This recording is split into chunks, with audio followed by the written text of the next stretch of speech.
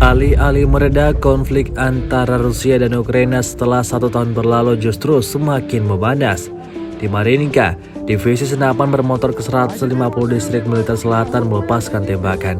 Rekamannya ramai beredar di media sosial Telegram pada Kamis 12 April 2023. Perburuan militan Ukraina di kota dilakukan oleh kelompok penyerang divisi dengan dukungan awak tank, awak mortir, dan artileri angkatan bersenjata RF. Seperti yang terlihat dalam rekaman, para prajurit Rusia bekerja dengan sangat gesit.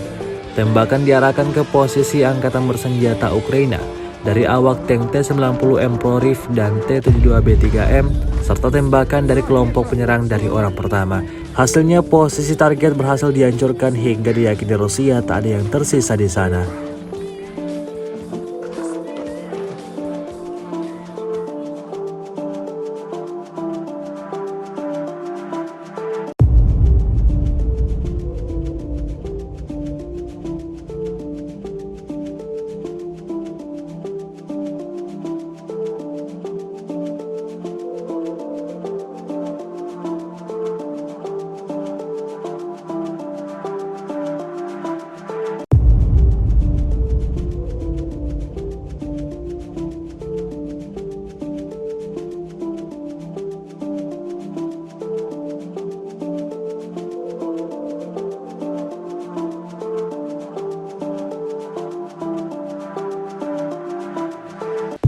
Ребята притащили трофеи уже, блядь.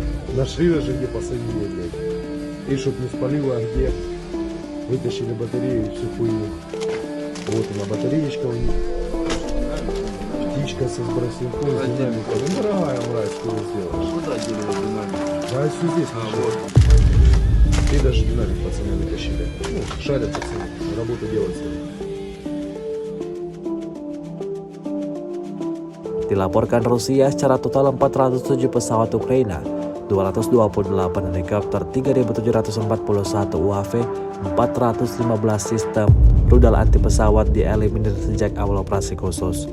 Sementara itu dari kubu Kiev, Kementerian Pertahanan Ukraina melaporkan 730 tentara Rusia dieliminir dalam sehari terakhir.